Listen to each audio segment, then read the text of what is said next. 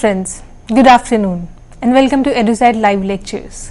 Dear friends, today in Indian philosophy we will be talking about Charvaka, the classical Indian school of materialism. To discuss this topic we have with us our subject expert Dr. Ajay Verma. Dr. Verma is Associate Professor in Center for Philosophy, School of Social Sciences, JNU. Without further ado, I would like to welcome Sir to our studios and request him to start the lecture. Welcome, sir. Hello viewers, so today we'll be talking about Charvakas, who are supposed to be the propounders of classical Indian School of Materialism. So in the beginning, let's talk about what are the basic tenets, what are the basic belief system of Charvakas. Charvakas believe that matter is the first cause, called Jagat Karan, and it precedes consciousness. They also believe that consciousness, variously called as self, spirit or soul, ceases to exist after the death of the body. They also believe that there is no other world called Paralok, that is, which is variously called as heaven or hell, and there is no rebirth or reincarnation. So they don't believe in afterlife. They also believe that perception is the only source of knowledge, and they argue against all the other sources of knowledge. Apart from that, another view that they hold is that validity of inference as a means of knowledge is not foolproof. So it's not certain. Whatever we infer from other sources is not beyond doubt. And they cast a similar kind of doubt about verbal testimony also as a means of knowledge. So they hold that verbal testimony, or Aptavakya or Shabda as it's called, is not a valid instrument of knowledge or pramana. And apart from all that, they also present a very clear disbelief in the performance of sacrificial rites, or yajna as propounded by the Vedic philosophers, and particularly the performance of rituals for the dead ancestors.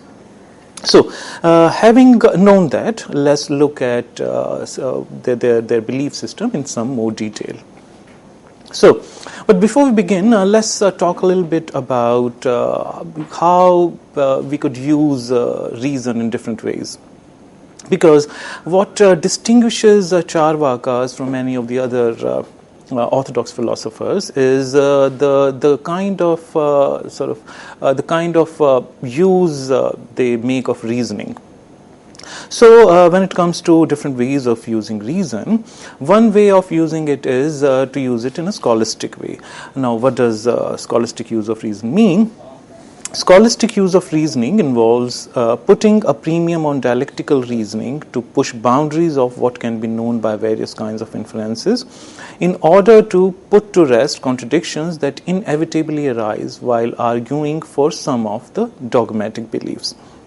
So what, in simpler words, what it means is that at times, especially like it was true of medieval European philosophy, and also it's largely true of orthodox Indian philosophies, that's classical Indian philosophy.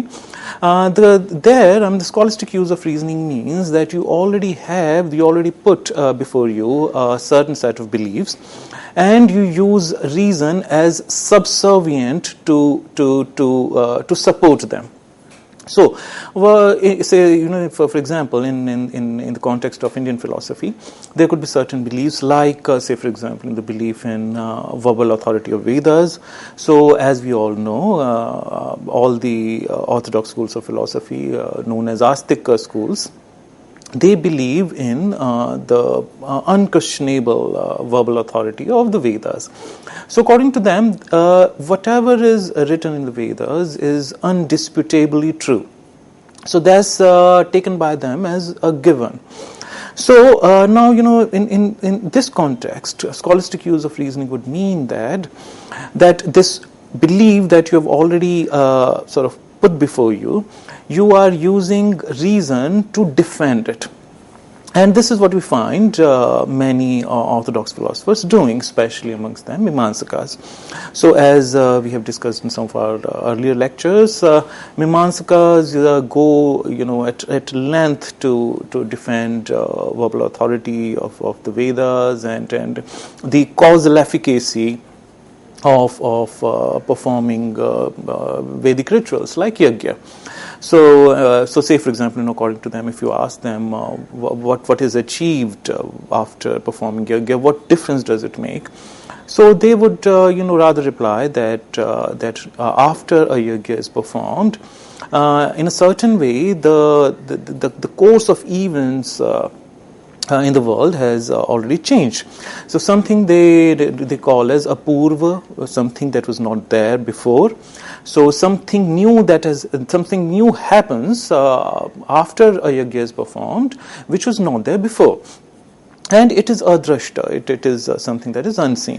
So they sort of go at length to prove that this actually this is the case. So here we see an example of how you use reasoning in order to defend certain beliefs that you take as sacrosanct right in the beginning. So this is what you call scholastic use of reasoning. As opposed to that, there is a non-scholastic or free reasoning where you don't really put any such extraneous considerations before you, and you want to question anything that you find reasonably questionable, irrespective of any belief systems, any dogmas that you might hold.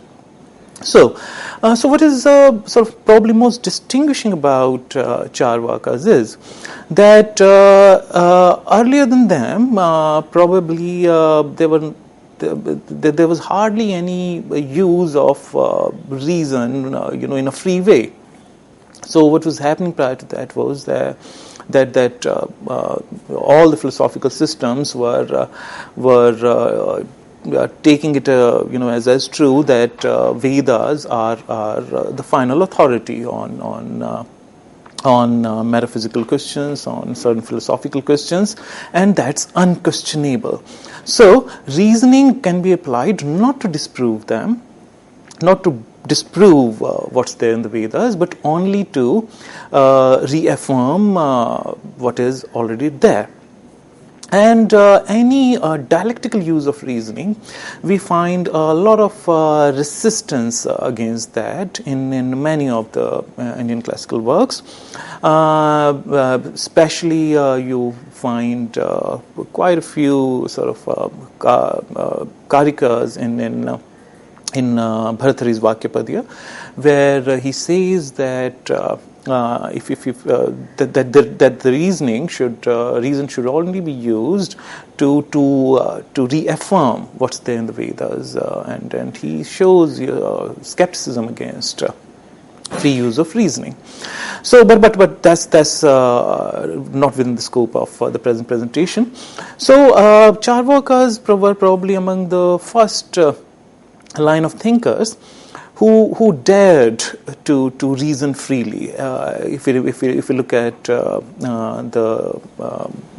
philosophy in the West, so advent of modernity happens sometime around 17th century, and in that context, one of the papers by Kant, which is titled "An Answer to the Question, What is Enlightenment?" He says one of the hallmarks of modernity is to be able to think freely. As he calls it in German, "Spere aude," have courage to use your reasoning freely.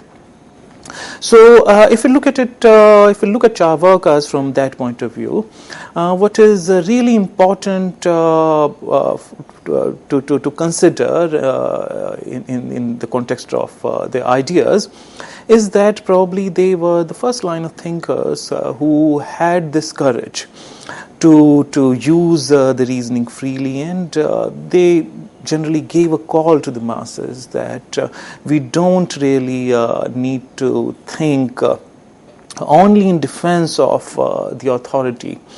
We can question, we should question, we must question what we find reasonably questionable. So having understood that, we could now look at some of the sort of basic ideas that are associated with the Charvaka system of philosophy. So, by the way of introduction, we could say that Charvaka is considered one of the systems of heterodox philosophy in ancient India. The term heterodox in the context of classical Indian philosophical systems signifies a disbelief in the authority of the Vedas. But this is not the main feature that distinguishes Charvakas from other philosophical systems in ancient India. The most distinguishing features of the Charvaka philosophy are their belief in the physical matter as the chief source of the universe, and their skepticism regarding metaphysical, philosophic, religious postulations propounded and propagated by some orthodox schools of Indian philosophy. Notwithstanding, chief distinction of Charvakas lies in their adherence to materialism. So, from the point of view of philosophy, one of the chief distinctions that Charvakas, that is associated with Charvakas, is that according to them, whatever we see around us is a result of is a result of material, in the sense that it's composed of material, it's come out of material. So, but before we enter into the debate, it'll be good for us to know that before we see this distinction between Nastika and Nastika school. So, which is based entirely on the belief in the authority of the Vedas, verbal authority of the Vedas. Apart from that, there is another very fundamental question that sort of put different schools of Indian philosophy into two different camps, and that question was about the ultimate stuff of the universe. Now, as we know that this has been one of the fundamental questions in philosophy, not only in Indian philosophy but also in the West. One of the sort of oldest systems of philosophy there has been the early Greeks. So, in early Greek philosophy also, one of the fundamental questions that some of these thinkers were raising was about the ultimate stuff of the universe, which was signified by the term arche. So, what they were looking for was some kind of ultimate stuff or ultimate kind of explanation that would explain that would solve all the mysteries, all the puzzles about the universe. Similarly, one of the fundamental questions that was raised in Indian philosophy also was regarding what is the ultimate constituent element, or what is what is the ultimate stuff that out of which everything arises. What is the ultimate explanation? But that ultimate explanation was sought in terms of the ultimate constitution of the world. What constitutes the world? That was one sort of very important question that was that most of the early philosophers were putting before themselves. So now, in answer to that question, most of orthodox schools of philosophy thought that this principle, this ultimate stuff, has to be of the nature of consciousness, or they had some kind of some abstract explanation of how it all emerges, or there were certain thought systems which believed that rather than one, there could be two principles, like in Sankhya. So we all know that Sankhya system is a dualist system that believes in dualism. So they believe that there is this material side of the world, which is sort of characterized by Prakriti, and there is another side of the world which is characterized by pure consciousness, which is called as Purusha in their system. So, but Charvakas take a very unique stand in this context, and they say that it is the physical matter. Which is good enough to explain the evolution, development of the different things in the universe. So this is why they are probably sort of the only schools who strictly adhere to materialism. So, but before we proceed further, we must know what exactly do we mean by materialism. So now the meaning of materialism. So materialism is the term materialism is defined in philosophy as the doctrine that every object, whether living or non-living, has a material substratum. Attributes of higher living beings such as senses, consciousness, and intelligence presuppose the existence of matter. Materialism does not consider consciousness itself to be material. It does not claim that matter or body and consciousness are one and the same. It simply asserts the primacy of matter over consciousness. Conversely, idealism holds that consciousness is primary and matter secondary. So as we can see here, what we generally mean by materialism is that, as I sort of earlier said, that material or physical matter is sufficient, can sufficiently explain any kind of evolution or anything else that we see around us in the world. But the problem that arises here is that our world is composed of not only the material things but also non-material things. What are those non-material things? Like consciousness, like human senses, like thoughts, like intelligence. So they are also, are objects of knowledge. So when we talk about objects of knowledge, we don't only talk about the physical objects in the world. We also talk about non-physical objects as well. So knowledge could be of objects that are physical in nature. It could also be of the objects that are non-physical in nature. So now the problem that arises is, how can we explain non-physical things, non-physical objects, in terms of the physical ones? Because for Charvakas, material is the only reality, but material is a different type of reality. It's not abstract like many other things are, which despite their being abstract, we nevertheless know them like any other material objects. So now the challenge before them is that they'll have to explain these non-material, non-physical, abstract things also in terms of material. So, the challenge before them is to somehow prove that material could also result somehow in things which are not of material nature. So that's one fundamental challenge that they have before us, and on the face of it, it looks almost impossible to prove it. But we'll see later how Charvakas achieve this task. So, having known the meaning of materialism, let's move on to some of the points that are raised in this definition. So thus the main thrust of this definition is that materialism is mainly the doctrine that states that the ultimate substratum of all objects, is irrespective of whether they are sentient or not, is purely physical matter.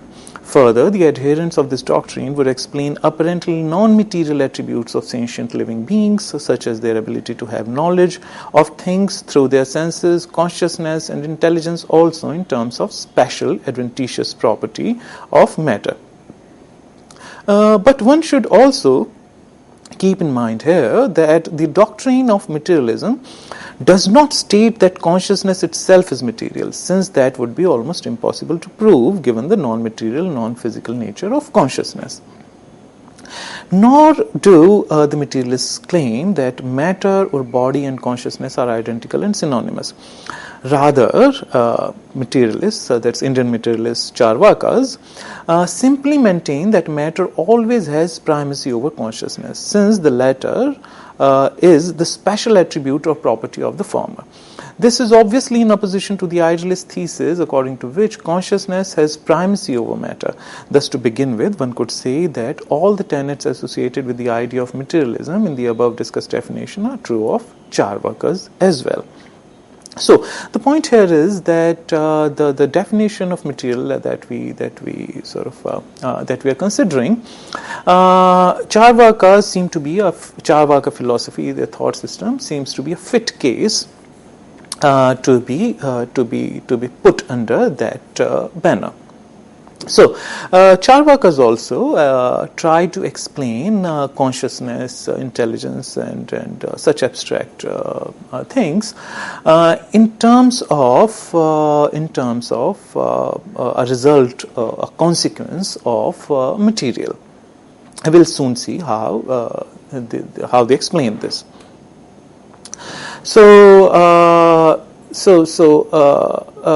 Before now we sort of go further, let's first of all look at some of the historical facts about Charvakas as a school of philosophy. The idea of materialism in ancient India is not coeval with Charvakas. It is rather much older than that. The term Lokayata is historically much older in comparison to the term Charvaka and was earlier used for the philosophical adherents of the materialist thought in ancient India. Lokayat was in earlier text a blanket term used for the metaphysical views that were popular among the masses. It was explained as a way of thinking that was prevalent, signified by the term ayata, among the common people or laity. The word for that is lokeshu. We cannot completely deny the possibility that probably this term referred to the set of general prevalent beliefs as opposed to properly systematized philosophical views of the times, in which case Lokayata would not have even counted as a philosophical system at all.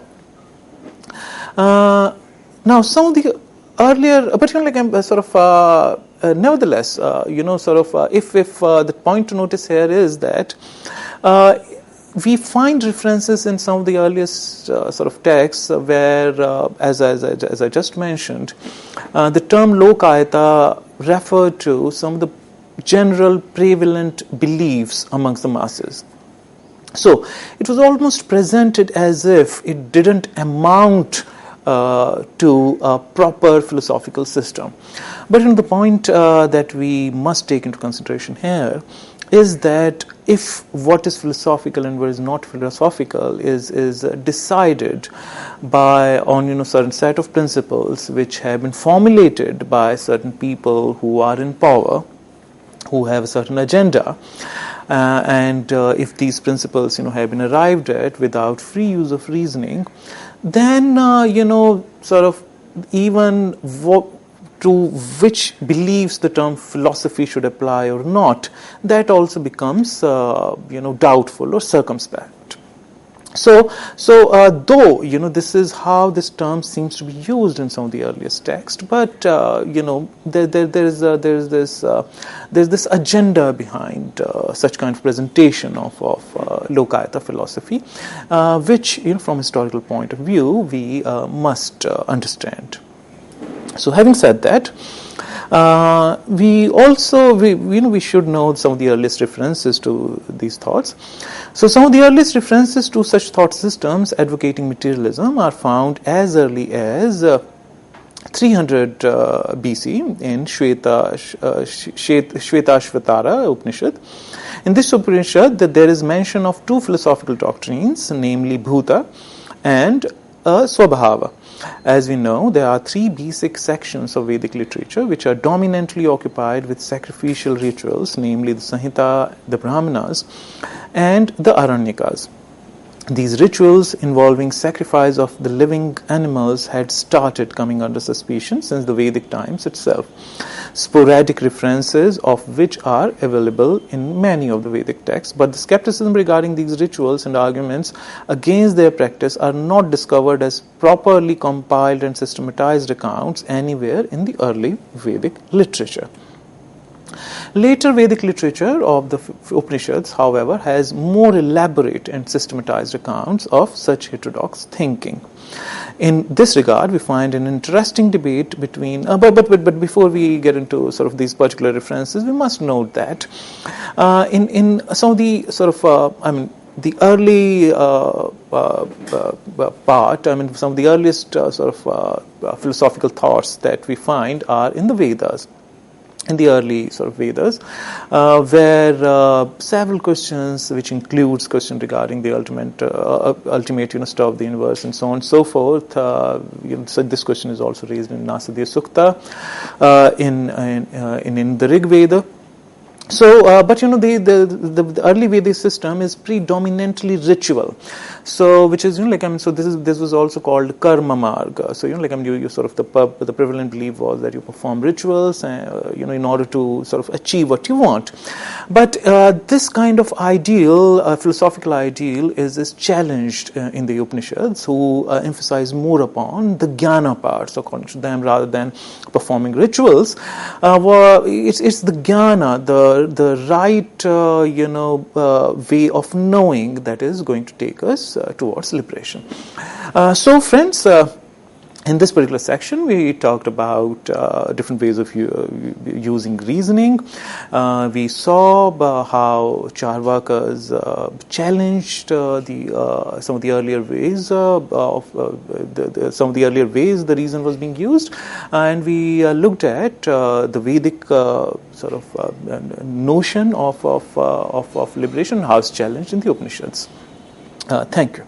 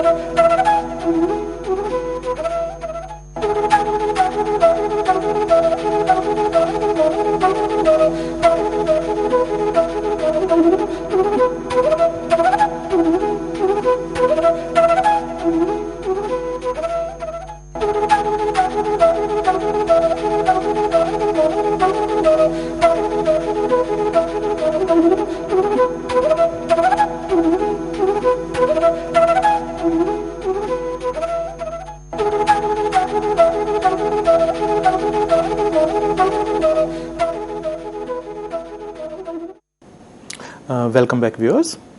So in the last section we talked about how there is some kind of a paradigm shift from the early Vedic thought to towards the Upanishadic period. So as a part of that, we saw that how there are certain references to Lokayat philosophy, as the Charvaka philosophy was earlier known. what kind of mention does it found in the Vedas, and how what kind of consideration is given to them, and how there is a paradigm shift from the Vedas towards the Upanishads. So, and Upanishads also have certain references to such kind of materialist thought. So, in that regard, we find an interesting debate between the opposing views regarding the legitimacy of sacrificial rituals, that is karma, on the one hand, and that of knowledge, jnana, as a means of liberation on the other, in the Isha Upanishad. Such instances in Upanishadic literature could be taken as the main points of departure from the earlier Vedic thought. Another very important question is also taken up for debate in Kathopanishad, namely whether there is life after death and whether there is an other world, Paraloka, where souls could dwell after their worldly material existence. But what is even more interesting is the fact that upholders of the view of materialism are presented as demons, that is asuras, or non-gods, in many of such accounts. So the important part, that we should pay attention to here is that many of the earlier beliefs that were upheld in some of the Vedas, were already being challenged in the Upanishads.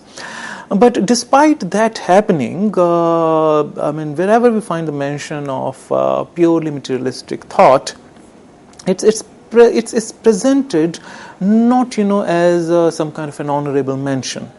It's always presented as something that is detestable, whether we find such references in the Vedas or in the Upanishads. So all in all, though some of the early orthodox notions were being challenged in the Upanishadic time as well, but such purely materialistic thought were being still viewed with a certain kind of contempt.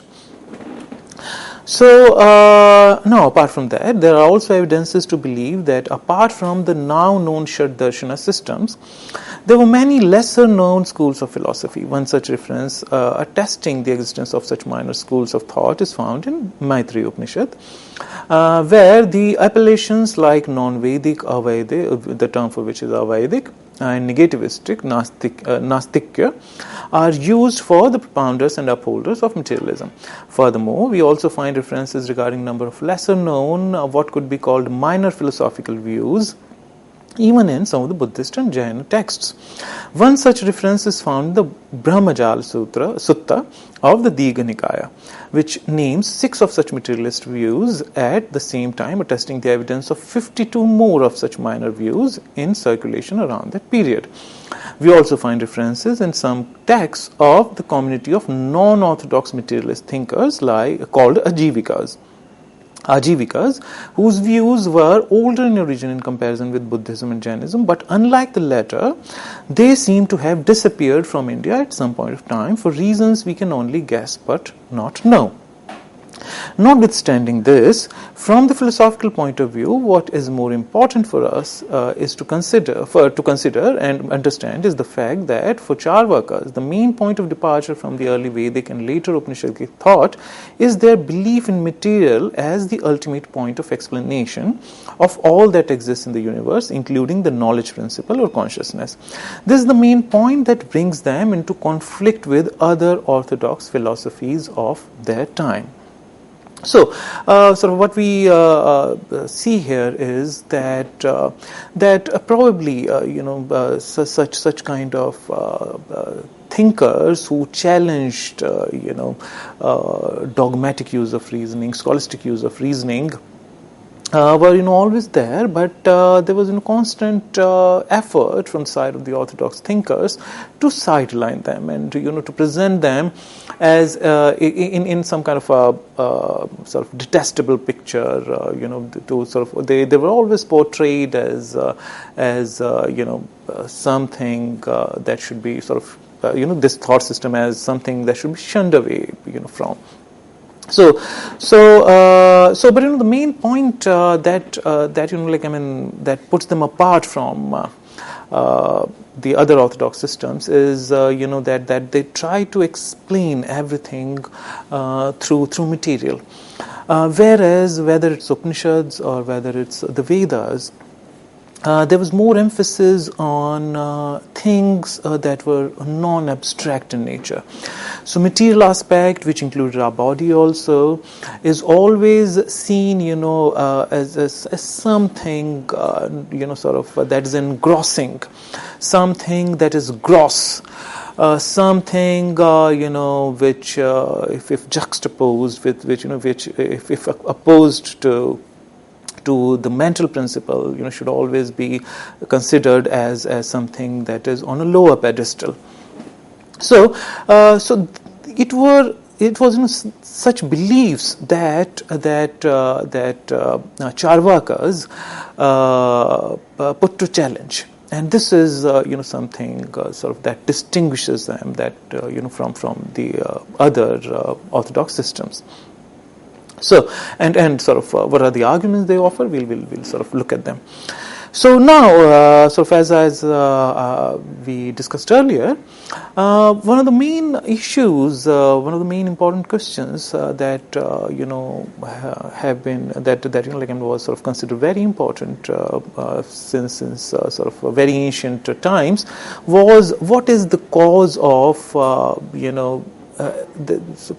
what is the ultimate cause of the world?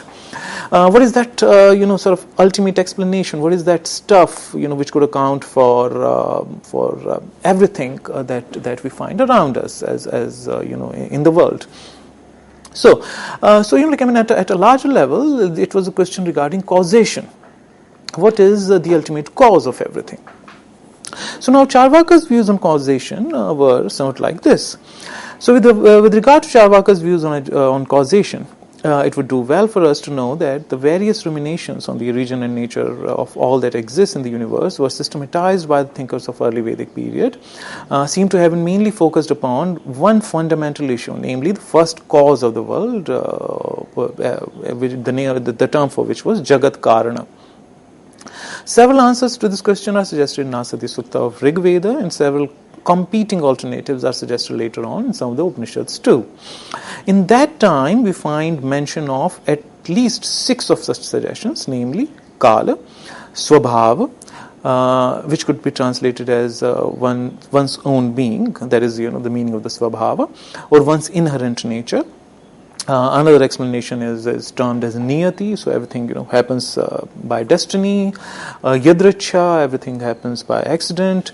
Bhutas, there are some natural elements, and everything comes out of that, evolves from there. As a different combinations and permutations of those elements. And another view was Purusha, that there is some primeval consciousness of the self, which is which could account for everything in the universe. So there are these several, such accounts of what probably could be the ultimate cause of the universe. And not all of them. Another important thing to notice here is that these are, competing alternatives, but not necessarily contrary to each other. So, we could even find certain combinations, so say for example, Purusha along with materialism, we sort of, in Sankhya, we find a certain kind of dualism. So they accept, the materiality aspect of the universe, of the world, and also the abstract consciousness, part of the universe. So these explanations are not necessarily contradictory of each other. So now, from the point of view of this, Charvaka's views seem to be in some way or the other consistent with all these alternatives, but the view or the doctrine that comes closest to their view is that of Swabhava. So, though it should be pointed here is that sort of one of the alternatives, that is Purusha, probably wouldn't be entertained by Charvakas for consideration. But the view that is held to be sort of closest to their view is Swabhava. So Swabhava literally means one's own being or inherent nature. Though originally the word Swabhava was used to signify one's actual or own being or inherent nature, but later it came to be interpreted in different ways, which were at times even contradictory. The term was interpreted by some thinkers as accident or chance happening. It was also used in the sense of causality in its usual philosophical sense. Later on, the former of these views came to be identified with the doctrine of accident, that is Yadricha, while the latter developed into a version of the doctrine of natural elements. So this is another we again notice here that all these different alternatives to the ultimate cause, the first the ultimate cause of world is like, I mean, they are not contradictory to each other. They, as a matter of fact, could be sort of seen as sort of sub-views, of each other. One of them, could be subsumed under the other. So all these possibilities, all these ways of interpreting these views, are sort of open. So now, further on Charvaka's views on causation. Charvakas are supposed to have held the Swabhava view. So this is, sort of a dominant view among the scholars, that Charvakas held, the Swabhava view of causation. So, and all the different interpretations are cited below were associated with Charvaka view in some context or the other in different texts. So, what could be the different interpretations of Swabhava-vad? So, first interpretation could be that all events are a result of fate and thus happen incidentally. The interpretation is called Yadricha. It is not possible, therefore, to ascertain the reasons responsible for an event. This is a sort of mechanistic worldview that has been most prevalently accepted, especially after the Enlightenment. So, this is sort of purely mechanistic view that, things are happening in the universe, not because, there is some kind of, some universal mind operating behind it. Somebody actually planned it out that the universe should be operating this way, and then it all evolved. So, if you look at it from the point of view of Western philosophy, one of the prevalent, most, very dominant view earlier than, the advent of modernism, or, earlier than Enlightenment, was that there is a mind behind the universe, the world, and that mind is God's mind. So God first planned it all out, thought about God thought about how the world should go about, and only then the world was created. So, as opposed to that, here the idea is that world is a pure chance happening. There is there is no need to presuppose that there is a mind, there is a planning behind it. There is certain sort of a plan behind all this. Now, another interpretation of Swabhava could be that all events are fruits of the very nature of an object. It is in the very nature of the particular object to evolve in a particular way.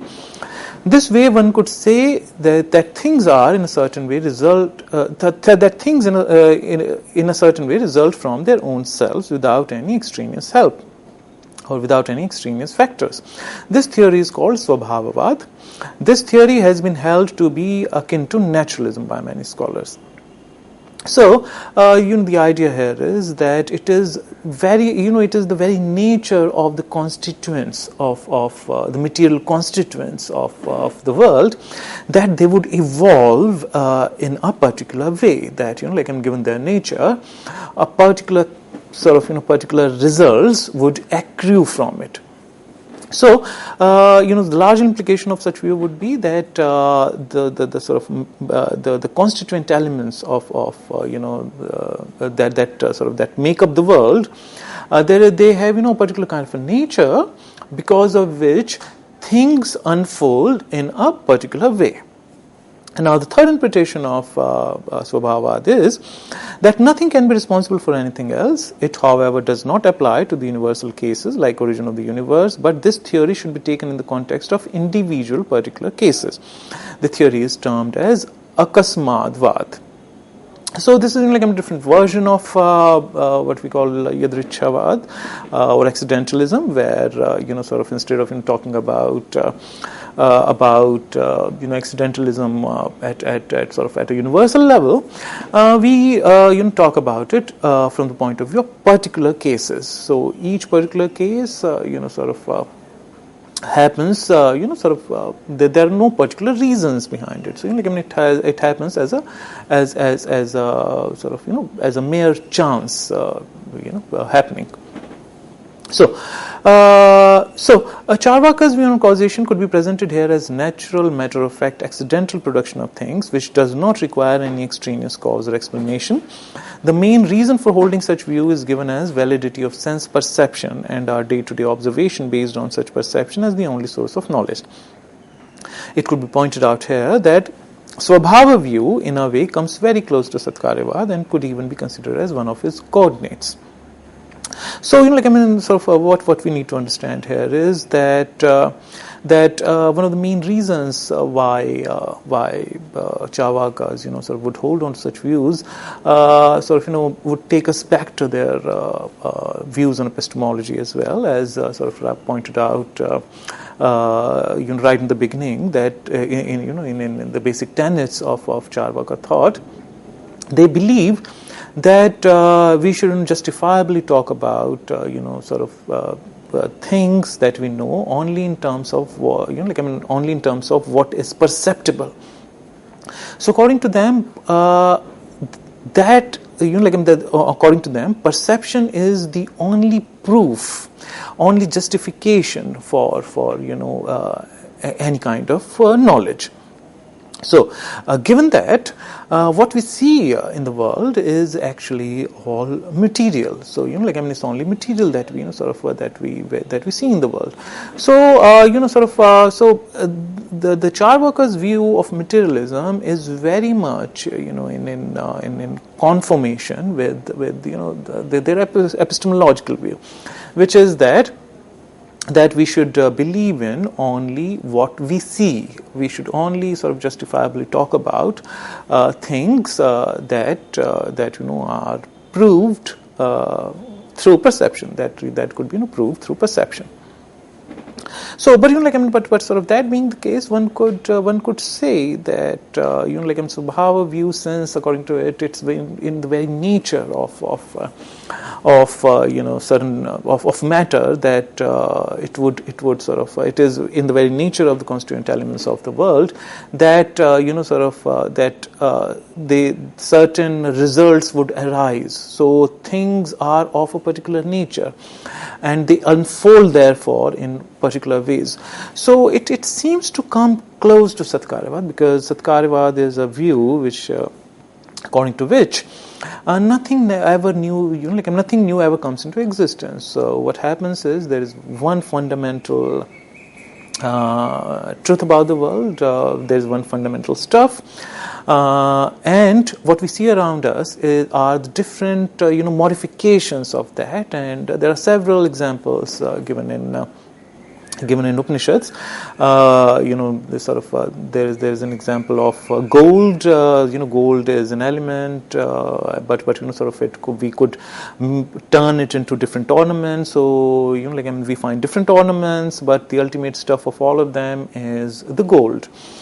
Similarly, there another example that is offered is that of mritti, meaning clay.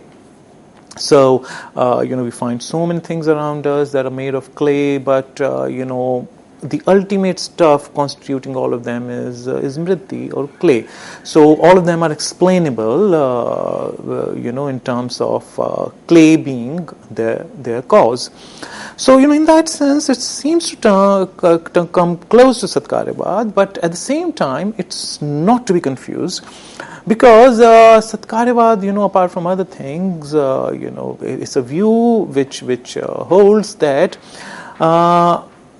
nothing new ever happens. So according to them, the entities that we see, they have been, there is, so to speak, nothing new about them. So they have sort of their view is as opposed to Arambhavad.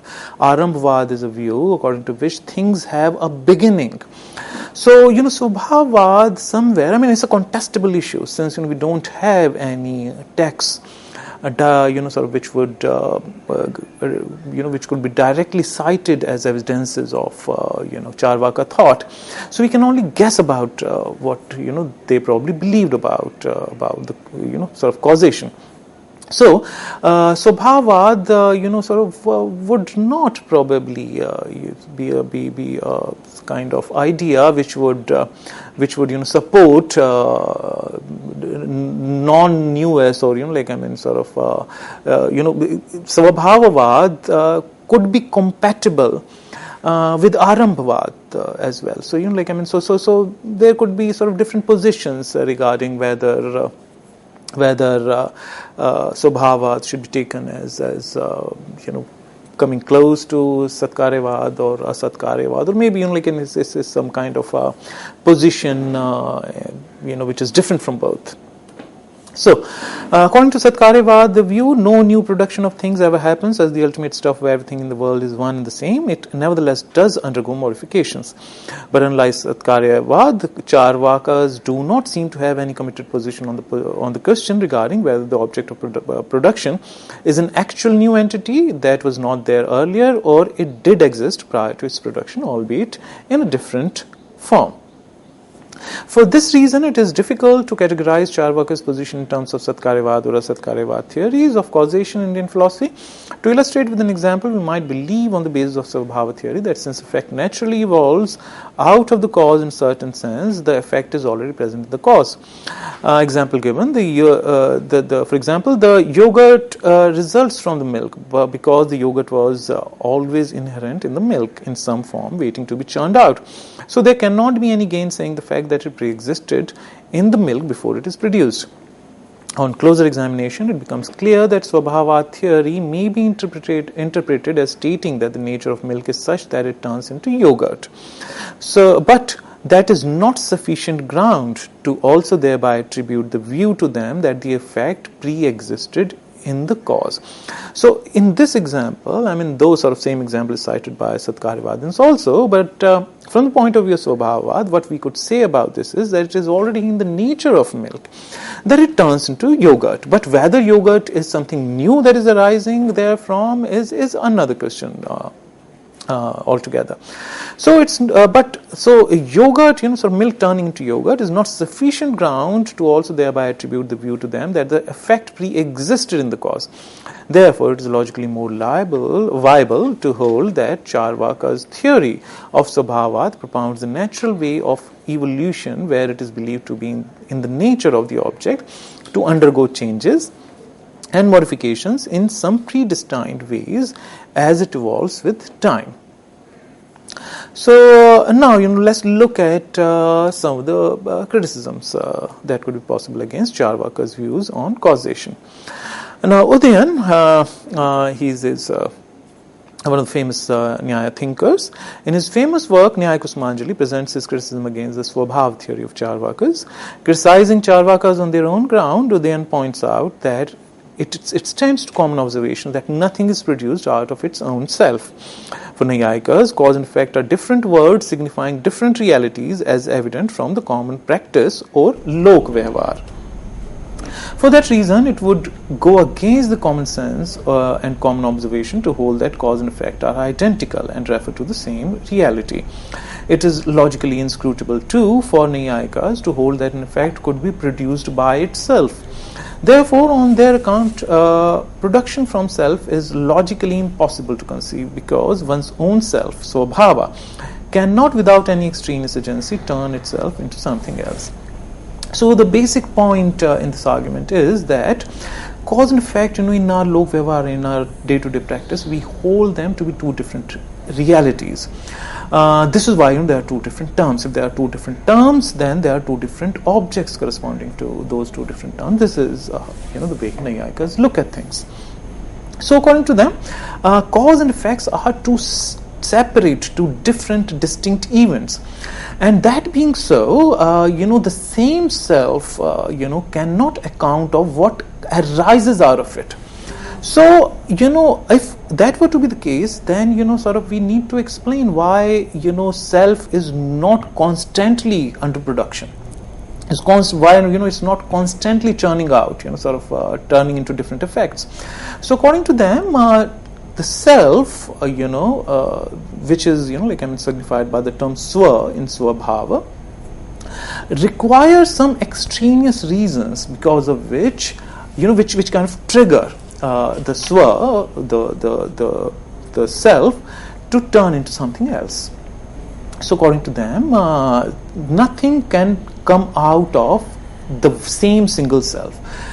Cause and effect are two different events, and swabhava doesn't seem to account for this fact. Now Charvaka's reply to this is something like this. The main argument that Charvaka take forward from the swabhava doctrine is that since things have their own nature in virtue of what they physically or materially are, everything in the world undergoes a specific trajectory of evolution. It could then be subsequently argued that if it was so, then any need for postulating the external cause or extraneous cause of all that exists in nature of the world is precluded. For the same reason, any idea or conception of God, either as a creator or as an agent or facilitator of evolution as postulated in Nyaya philosophy, stands redundant. So, reaffirming their point of view, Charvaka say that things could by nature be such that they are constantly evolving.